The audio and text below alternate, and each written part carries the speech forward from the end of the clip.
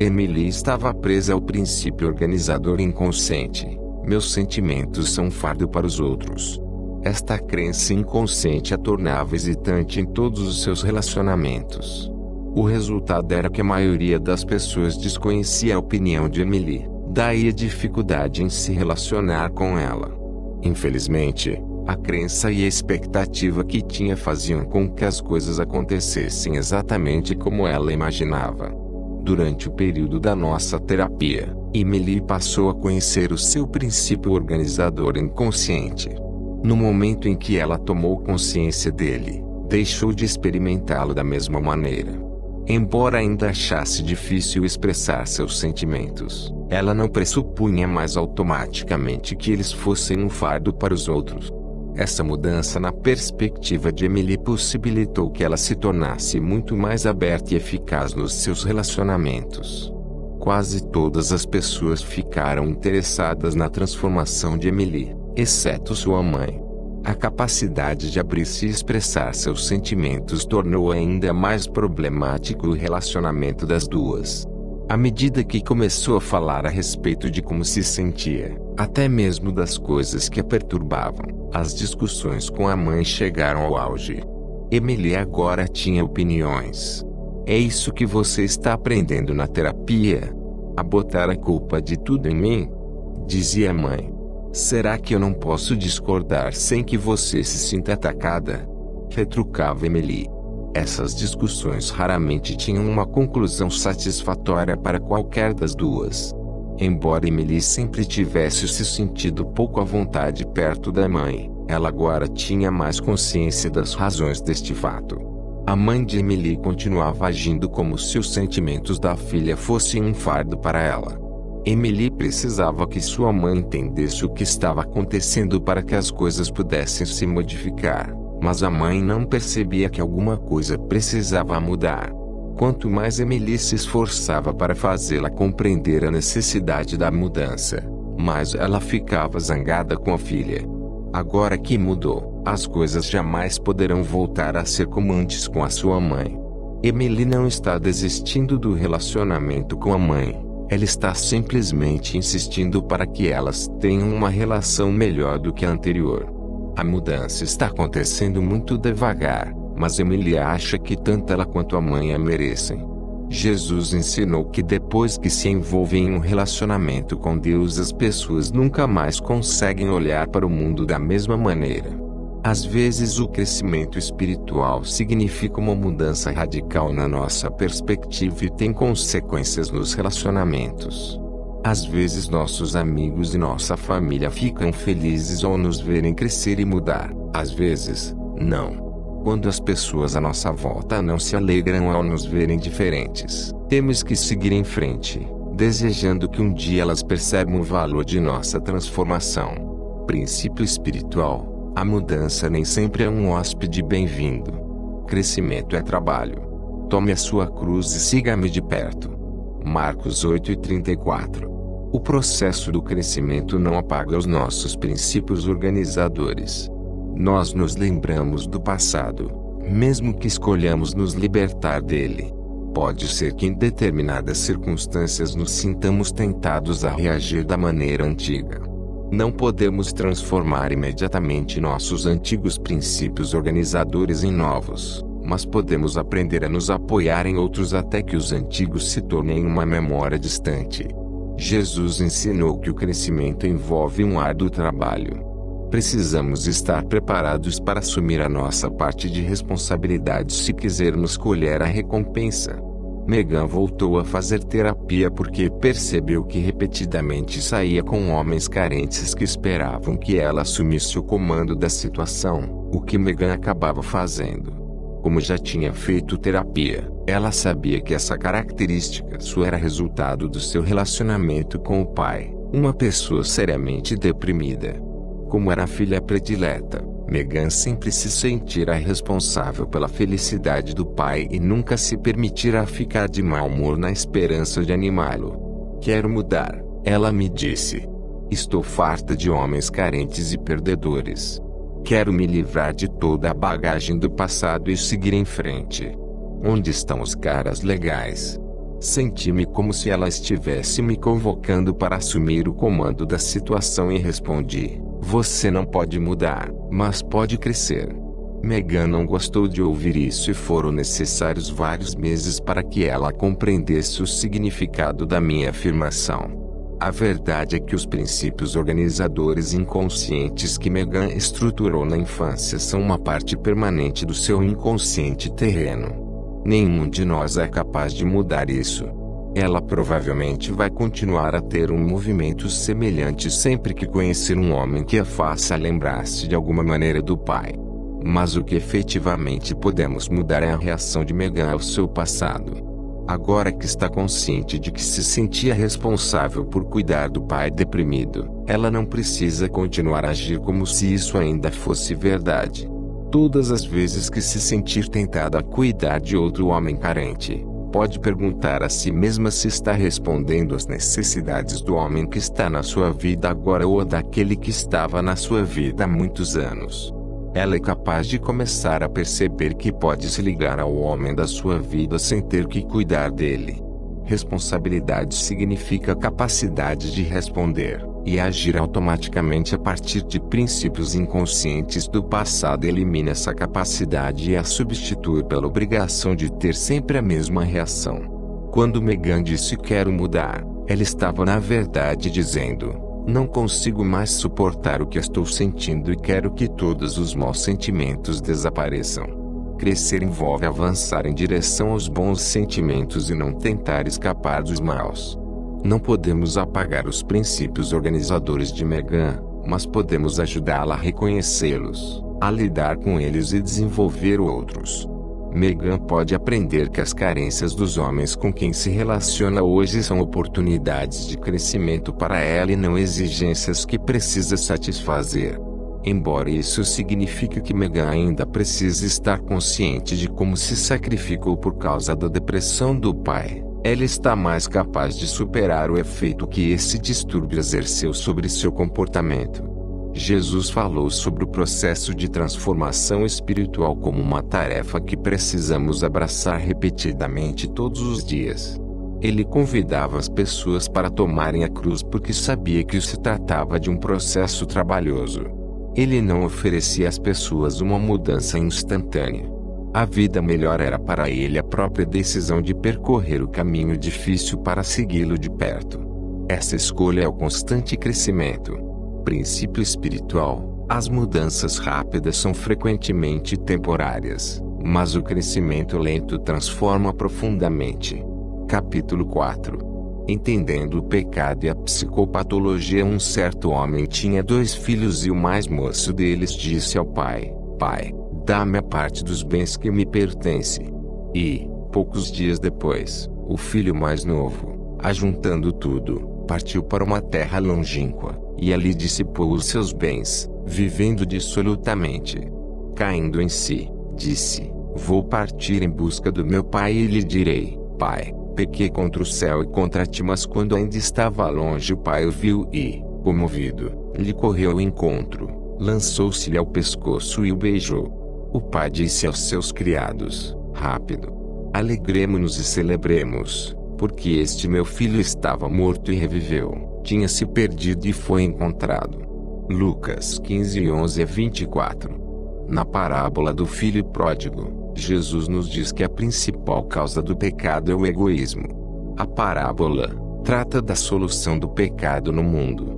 Jesus estava estabelecendo que o pecado é o egocentrismo que resulta em um relacionamento rompido, e a salvação é o momento em que esse relacionamento é renovado. O filho pródigo partiu deixando o pai e acabou sozinho e perdido. Quando a colina volta, o pai não menciona a vida desregrada que depauperou a herança do filho, nem mesmo considera que o comportamento dele mereça punição. Ele se alegra porque o relacionamento foi restabelecido. O egocentrismo situa-se no âmago dos problemas espirituais e psicológicos, porque tanto o pecado quanto a psicopatologia resultam da autopreservação a qualquer custo. Este capítulo mostra como o pecado e a psicopatologia são causados por relacionamentos rompidos. E como a salvação e a saúde psicológica acontece quando os relacionamentos são reconstruídos. A patologia do egoísmo. Quem agarrar-se à própria vida perderá. Mateus 10:39. Dora deixou de acreditar nas pessoas há muito tempo. Seus pais a desapontaram, seus amigos a decepcionaram e ela achou que Deus tampouco a ajudou. Dora passou a acreditar que quando queremos que uma coisa seja feita temos que fazê-la sozinhos. Dora encara as outras pessoas como adversários. É como se ela estivesse competindo com todo mundo por causa de tudo, sempre querendo ter certeza de que não será enganada. O problema é que, mesmo quando consegue evitar que os outros a enganem, ela ainda se sente lograda. Quando não temos com quem compartilhar as coisas, a satisfação de conseguir o que queremos não dura muito tempo. Dora construiu um muro de defesas para garantir que ninguém conseguirá se aproveitar dela. O que não percebe é que, além de impedir que os outros entrem, esse muro mantém presa do lado de dentro. A verdade é que Dora se ressente de estar sozinha. Ao tentar evitar ser vítima dos outros, ela criou o próprio inferno. Procura se proteger desconfiando dos outros. Quer curar suas feridas permanecendo isolada. Dora tem poucos amigos porque sua atitude é muito defensiva diante das pessoas, e sua vida não parece ter significado porque ela não acredita em nada maior do que ela mesma. Dora age como se estivesse absolutamente certa do que quer, e é em geral inútil discutir com ela a respeito disso. Mas sua fachada confiante e segura serve apenas para ocultar seu sofrimento. Dora está tão ocupada em se defender que não sobra energia para construir coisas melhores para sua vida. O que ela não percebe é que manter os outros à distância lhe dá uma falsa segurança, mas a impede de obter o que precisa para se sentir completa. Tanto do ponto de vista psicológico quanto do espiritual, Dora extraviou-se e, sem a ajuda de outras pessoas, será incapaz de encontrar o que realmente precisa. O ponto inicial tanto da salvação quanto da saúde psicológica é reconhecer que precisamos dos outros. Do ponto de vista espiritual, necessitamos de um relacionamento com Deus para sermos completos. De um ângulo psicológico, nossa saúde mental depende da nossa capacidade de nos relacionarmos bem com os outros. Se encararmos as outras pessoas como adversários dos quais precisamos nos proteger, nos tornamos defensivos e corremos o risco de prejudicar exatamente aquilo que estamos tão arduamente tentando proteger. Jesus ensinou que os seres humanos são seres essencialmente de relação. Ele frequentemente mencionava a importância da nossa relação com Deus e com os outros. Para Jesus, a saúde espiritual acontece quando os relacionamentos estão intactos, e o pecado, quando eles estão rompidos. Quando temos medo de que as nossas necessidades não serão satisfeitas, nos envolvemos em atos impulsivos de autopreservação ou em mecanismos de defesa para nos proteger. Esses mecanismos infelizmente tornam-se psicopatologia que nos separa não apenas das outras pessoas como também do nosso verdadeiro eu. Jesus declarou que os seres humanos não podem existir como ilhas. Os psicólogos afirmam que não podemos ser completos sem nos relacionarmos com os outros. Tanto o pecado quanto a psicopatologia resultam de atos desesperados de autopreservação que colocam o egoísmo no cerne dos nossos problemas espirituais e psicológicos. Princípio espiritual: o egoísmo é pecado e psicopatologia. A saúde e a salvação são movimentos em direção aos outros. Assim como ouves o vento mas não sabes de onde ele vem, o mesmo acontece com o espírito. João 3:8. Assisti certa vez a uma palestra apresentada por um antropólogo que mostrou por que determinadas culturas no mundo não conseguiam entender as descrições do cristianismo feitas pelos missionários americanos.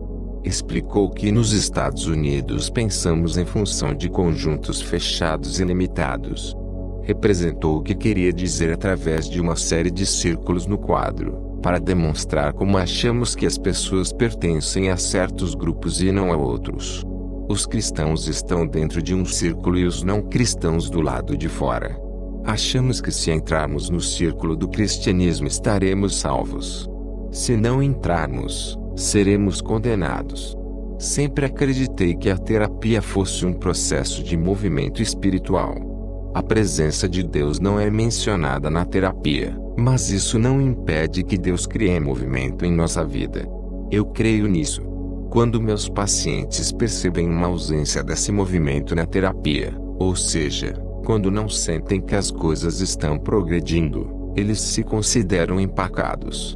Depois, quando as coisas começam a fazer sentido e eles acham que a terapia está funcionando, fazem observações como: agora estamos indo para algum lugar. Embora, na sua maioria, os pacientes não tenham uma ideia clara de para onde querem ir, eles desejam chegar a algum lugar o mais rápido possível.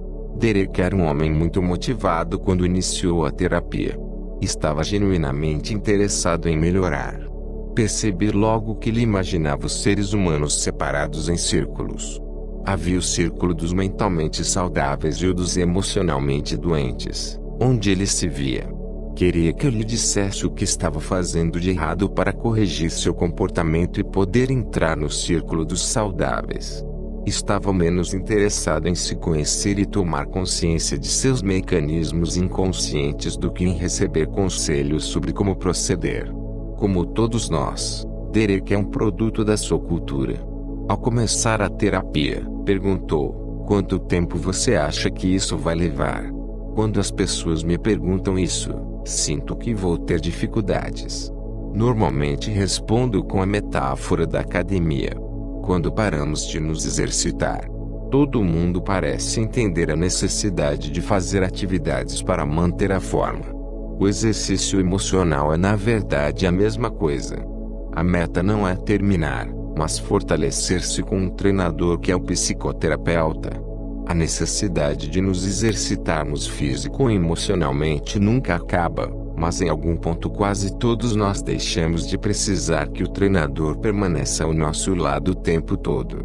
Derek parou de se sentir empacado na terapia e na sua vida quando deixou de encarar a saúde mental como algo a ser conquistado para integrar o círculo dos saudáveis. Ele começou a se sentir melhor quando passou a ver a saúde mental como um modo de se aproximar dos outros. Está mais interessado na maneira como se relaciona com aqueles que já fazem parte da sua vida. Agora Derek raramente me pergunta o que acho que ele deve fazer, porque não acredita mais que haja uma resposta certa para essa pergunta. Jesus ensinava que o pecado é qualquer coisa que nos separe de Deus e dos outros. Esta é a mensagem que ele queria transmitir na parábola do filho pródigo. Se estamos avançando em direção a Deus e aos outros, estamos nos movendo em uma direção espiritual. Se nos afastamos, estamos nos movendo ao contrário. É por este motivo que o pai na parábola quis dar uma festa apenas por ver o filho fazendo um movimento em sua direção. Uma das verdades espirituais da psicoterapia é que a meta não é chegar, mas fazer um movimento. O sucesso na terapia não consiste em alcançar o interior do círculo da saúde mental. Consiste na capacidade de fazer um movimento em direção às outras pessoas. Os pacientes que compreendem isso aproveitam melhor a terapia e conseguem entender por que o pai do filho pródigo deu uma festa para comemorar o movimento de volta. Princípio espiritual: pecado é afastar-se de Deus e dos outros. O papel do arrependimento na terapia. Arrependei-vos e acreditai nas boas novas. Marcos 1:15.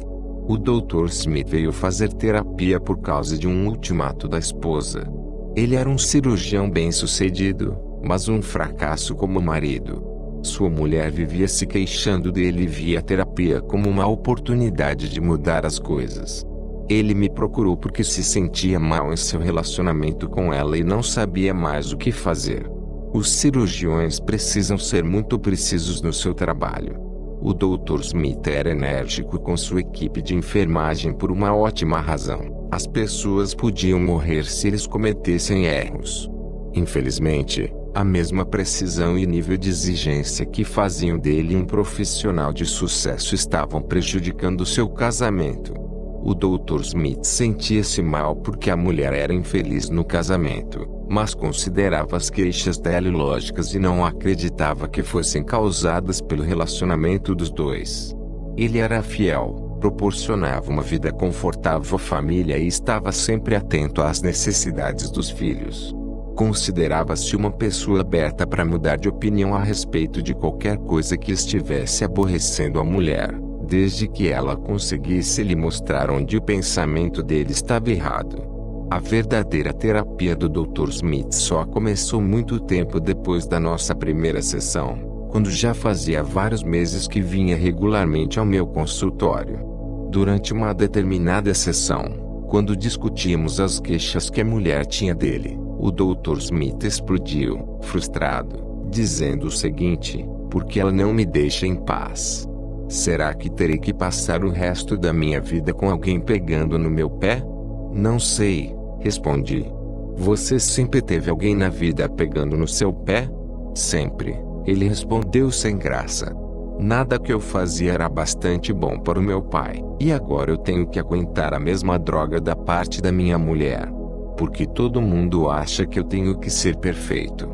De repente o Dr. Smith compreendeu. Trabalhar com rigor e precisão fazia dele um melhor cirurgião na clínica, mas em casa ele precisava agir de modo diferente. Na verdade, ele não estava investindo na felicidade de seu casamento, estava apenas tentando evitar que lhe pegassem no pé. Estava usando a mesma estratégia que aprendera quando criança para evitar as críticas do pai. O Dr. Smith começou a se perguntar se alguma vez fazia algo porque efetivamente queria fazê-lo. Talvez tudo o que fizesse fosse apenas para evitar que os outros o censurassem, ficassem desapontados, ou até mesmo morressem. Ele não estava procurando a felicidade, estava constantemente evitando o oposto dela, uma tarefa interminável. O Dr. Smith decidiu que não queria continuar a viver baseado na máxima "quero fazer tudo para evitar a crítica dos outros". Ele precisava de um novo lema. Queria fazer as coisas por realmente desejar fazê-las. No entanto, para saber o que queremos, precisamos saber o que sentimos. O Dr. Smith passou a ter um novo motivo para fazer terapia. Ele não vinha mais às sessões para descobrir como evitar que a mulher fosse infeliz com ele e sim para tentar compreender como ele mesmo poderia ser feliz. Parou de tentar modificar a mulher e começou a investir na própria mudança. Este é o papel do arrependimento na terapia. Curiosamente, a mulher do Dr. Smith já não se queixa tanto dele. Quanto mais ele toma contato com seus próprios sentimentos, mais fala a respeito deles com a mulher, o que cria intimidade entre o casal. Na verdade, o que ela mais queria era saber como ele se sentia a respeito da vida dos dois. Quase todas as pessoas acham que arrepender-se significa sentir-se mal quando procedem errado. O arrependimento para elas é uma autopunição ou um sentimento de culpa que merecemos por fazer o que não deveríamos ter feito. Jesus não viu o arrependimento dessa maneira. Embora o filho indisciplinado na parábola do filho pródigo sinta-se mal e insista em afirmar que pecou contra o pai, Jesus mostra que o pai não se prende a esses sentimentos de culpa e alegra-se apenas por uma coisa: o filho mudou de ideia e voltou para casa. De acordo com Jesus, o ato de arrependimento do filho não aconteceu quando ele implorou o perdão do pai e sim quando decidiu mudar de vida e voltar para casa. O que fez diferença foi o fato de ele ter mudado de ideia e de atitude. A palavra grega para arrependimento na Bíblia é metanoia, que significa mudar de ideia. É estar percorrendo um caminho em uma direção e decidir inverter o rumo e seguir por um caminho totalmente novo. Jesus falava sobre o arrependimento neste sentido. Ele não queria fazer as pessoas se sentirem mal a respeito de si mesmas. Ele queria ajudá-las a mudar. É a mesma coisa que os terapeutas procuram fazer quando os pacientes os procuram. O arrependimento desempenha o mesmo papel na psicoterapia. É preciso perceber a necessidade de mudar para que a terapia funcione. Para crescer tanto espiritual quanto psicologicamente, temos de modificar a nossa maneira de pensar e de agir. Princípio espiritual: As pessoas sábias estão sempre preparadas para mudar de ideia e de atitude. As tolas, jamais. A verdadeira culpa versus a falsa culpa. Ele conscientizará o mundo do pecado. João 16:8. Muitas pessoas acham que o consultório de um psicoterapeuta é um lugar onde podem ir para atenuar sua culpa. Elas acreditam que a culpa é neurótica e que os terapeutas são especialmente treinados para ajudá-las a livrar-se dela. Chip vinha para sessões com o mesmo entusiasmo e carisma que dedicava a todas as áreas da sua vida. Era eloquente, motivado e bem-sucedido em tudo o que fazia. Embora Chip me garantisse que amava a mulher, ele me confessou que tivera um caso extraconjugal. A mulher ficou furiosa quando descobriu e insistiu para que ele fosse fazer terapia para tentar se compreender. Chip estava genuinamente perturbado com a possibilidade do seu casamento fracassar. Ele detestava o fracasso.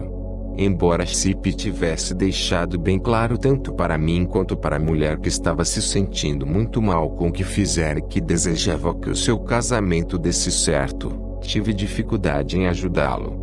Eu não compreendia bem a razão de seu mal-estar. Finalmente descobri que Chip de fato estava se sentindo culpado não com relação ao que havia feito, mas por ter sido apanhado.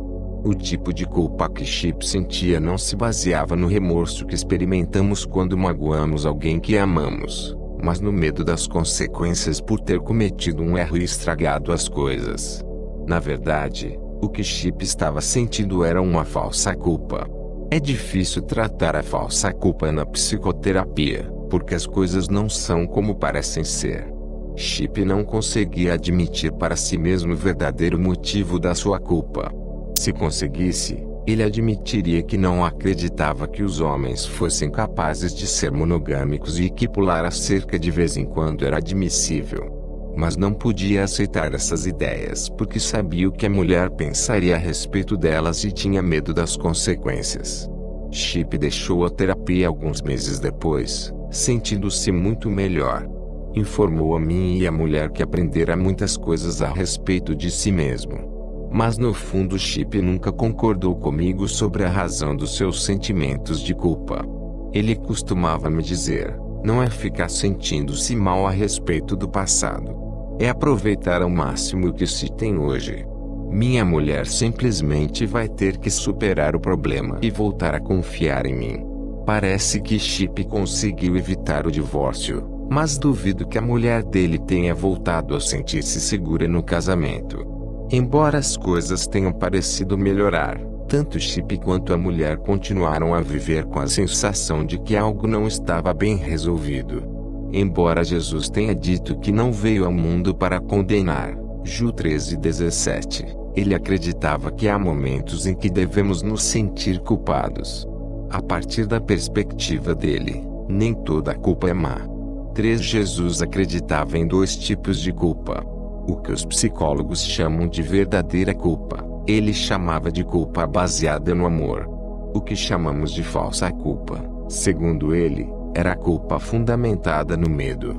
A verdadeira culpa é o remorso que sentimos quando magoamos aqueles que amamos. Ela nos faz ter vontade de corrigir as coisas no nosso relacionamento com os outros.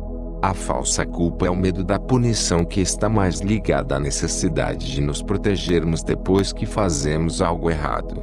A falsa culpa raramente beneficia o nosso relacionamento com os outros. Na verdade, ela em geral nos prejudica e nos torna pessoas de convivência mais difícil. Sentimos a verdadeira culpa quando nossos relacionamentos são importantes para nós e nos sentimos motivados a curar as feridas provocadas por nosso comportamento. É esse o tipo de culpa que Jesus queria que sentíssemos. Princípio espiritual: a culpa motivada pelo amor cura a mágoa, a culpa baseada no medo só faz escondê-la. Se as pessoas fossem perfeitas, por acaso alguém pecaria? Sede perfeitos, portanto, como o Pai Celeste é perfeito. Mateus 5:48. Melissa tira notas excelentes na escola, seus professores adoram e ela é super organizada. Todo mundo tem a impressão de que Melissa é a criança perfeita. Mas as aparências superficiais podem ser enganadoras. Melissa é muito autoritária e intolerante com seus colegas. As outras crianças a chamam de mandona. Na verdade, Melissa prefere a companhia dos adultos. Ela é sempre elogiada por causa da sua inteligência e equilíbrio. O que a maioria das pessoas não percebe é que o fato de Melissa parecer precoce para sua idade é na verdade uma necessidade de exercer o controle e ser aceita, o que encobre problemas mais profundos. Melissa não é a criança perfeita porque gosta de ser assim. Ela é perfeccionista porque precisa ser desse jeito. Várias crianças com problemas de autoestima passam pelo sistema educacional sem serem notadas, porque nunca causam problemas. As crianças barulhentas e indisciplinadas é que são identificadas como problemáticas, ao passo que as excessivamente perfeccionistas sentam-se em silêncio nas carteiras e passam despercebidas. No entanto, a inflexibilidade pode ser indício de baixa autoestima tanto quanto o comportamento rebelde que visa chamar a atenção. O perfeccionismo é apenas uma maneira socialmente mais aceitável de lidar com a baixa valorização. Parecer perfeito nunca foi sinal de saúde mental. Bem ao contrário. Ter a coragem de ser imperfeito indica muito mais uma autoestima saudável do que fingir ser impecável. As crianças como Melissa às vezes se esforçam intensamente para serem especiais porque têm medo de não serem amadas se não fizerem isso. Se as crianças não se sentem amadas pelo que são, elas aceitam a atenção que recebem pelo que se esforçam para fazer. A questão não é saber se o comportamento delas é ou não perfeito e sim a motivação que as leva a ter esse comportamento. Ocasionalmente deparo com versículos na Bíblia que me deixam perturbado. Um deles é este: sede perfeitos, portanto, como o Pai Celeste é perfeito. Esta frase dá a impressão de que Jesus estava estabelecendo para os seus seguidores um padrão ridiculamente alto que, se não fosse alcançado, poderia fazer com que eles se sentissem maus e inadequados. No decorrer dos séculos, muitas pessoas confundiram o perfeccionismo moral com a retidão espiritual e definiram a espiritualidade em função do número de coisas das quais se abstinham, como fumar, beber e praguejar. Mas às vezes são exatamente as pessoas que se empenham em parecer perfeitas as mais culpadas de pecado. A palavra grega traduzida como perfeito nessa passagem também pode ser traduzida por maduro. Quando soube disso, eu me senti muito melhor. Sei que jamais serei perfeito, mas acredito que posso continuar a crescer. Ter maturidade significa reconhecer que vamos continuar a pecar, mas seremos capazes de rever nossas ações e corrigi-las. Fingir ser impecável é na verdade um sinal de maturidade. Jesus não definiu a maturidade espiritual como a ausência de imperfeições e sim como presença da força. Eis como interpreto os ensinamentos de Jesus. Não nos sentimos mais amados porque somos perfeitos. Desejamos ficar mais maduros porque nos sentimos amados. Princípio espiritual. O perfeccionismo é uma máscara e não uma meta. O pecado é um problema pessoal. Se o teu irmão pecar contra ti, repreende-o, e se ele se arrepender, perdoa-o. Lucas 17:3. Jesus dizia que pecar significava cometer um erro. Mas ele estava mais interessado nos relacionamentos destruídos por causa dessas falhas do que nos erros propriamente ditos. Por isso ele perdoava as pessoas com facilidade. Para ele, o relacionamento, e não o erro, era o problema principal. Layla e Carrie eram amigas e trocavam confidências a respeito da sua vida pessoal. Layla achava óbvio que as confidências ficassem entre as duas, por isso ficou indignada quando soube que Carrie tinha contado a uma amiga comum os detalhes de uma experiência que ela lhe confiara. A intenção não fora de trair a amiga, mas Layla concluiu que não podia mais confiar em Carrie e passou a falar mal dela, como se estivesse tentando pagar na mesma moeda. A relação entre as duas ficou insustentável. Por mais que os outros amigos tentassem reaproximá-las, foi em vão. Ninguém na verdade sabia por que elas se detestavam tanto, mas estava claro que esta era a realidade. Layla e Carrie continuaram a alimentar a desavença porque estavam fazendo a pergunta errada. A questão não era quem começou a briga, e sim quem está fazendo com que a briga continue. Kerry tinha cometido um erro. Layla tinha o direito de estar magoada e zangada. Mas para Jesus a questão ligada ao pecado não é o que foi feito no passado, mas as providências que podem ser tomadas hoje para resolver o problema. Layla e Kerry mantiveram o pecado ativo porque ambas estavam mais preocupadas em se proteger do que em corrigir o ressentimento existente entre elas. É inevitável que haja escândalos, disse Jesus, portanto, tende cuidado. Lucas 17, 1-3. O seguir, ele prossegue: se o teu irmão pecar contra ti, repreende-o, e se ele se arrepender, perdoa-o. Ele estava primordialmente interessado em restaurar os relacionamentos pessoais. Jesus frequentemente adotava a perspectiva psicológica de não encarar o pecado como um problema que existe dentro das pessoas e sim entre as pessoas. Princípio espiritual: às vezes o pecado é um problema que existe entre as pessoas e não dentro delas. A salvação e a psicoterapia. Porque este filho estava morto e voltou à vida, estava perdido e foi encontrado. Lucas 15:24. Acho que meu radar está quebrado, declarou Sarah na nossa primeira sessão. Radar? Perguntei. Isso mesmo, é como eu chamo o mecanismo que me faz escolher os homens. Você pode dar um jeito nisso? Perguntou ela. Sarah queria se entender, o que me deixou contente, pois esta atitude favorece os resultados da terapia. Mas não era positivo ela achar que tinha algum tipo de defeito. Descobri que o fato de uma pessoa estar convicta de que tem um defeito é mais pernicioso do que deficiência que possa vir a ser descoberta. À medida que a nossa terapia progredia, fiquei sabendo que os pais de Sarah tinham se divorciado quando ela estava na escola primária, e que a sua mãe precisou arranjar um emprego para poder sustentar as filhas. Sarah buscara nos colegas de escola a atenção de que necessitava, pois seus pais não estavam mais disponíveis para isso. Quando Sarah chegou ao 2º grau, o seu relacionamento com os meninos havia se tornado predominantemente sexual, e este era o preço que ela pagava para ter a sensação de estar próxima de alguém. Sarah passou a acreditar que a única maneira de obter o que queria era dar em troca o que os outros queriam. Esse tipo de amor condicional fez com que Sarah sentisse que era capaz de conseguir atenção pelo que fazia, mas não sabia se poderia obter amor por ser quem era.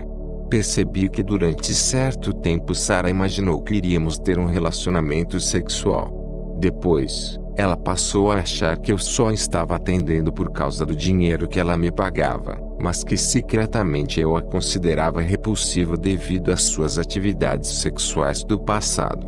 No entanto, depois de passar muitas horas descrevendo coisas horríveis sobre si mesmas e revelando-me os aspectos mais negativos e inaceitáveis da sua vida, Sarah começou a achar que talvez fosse possível que outra pessoa, mais especificamente um homem, se interessasse por ela por outra razão além do que pudesse obter em troca. Sarah estava redescobrindo seu verdadeiro eu, a parte dela que o desejava ter um relacionamento com outra pessoa pelo que era e não pelo que fazia. Obrigado. Você chegou ao fim de uma leitura. O próximo vídeo está nos links da descrição.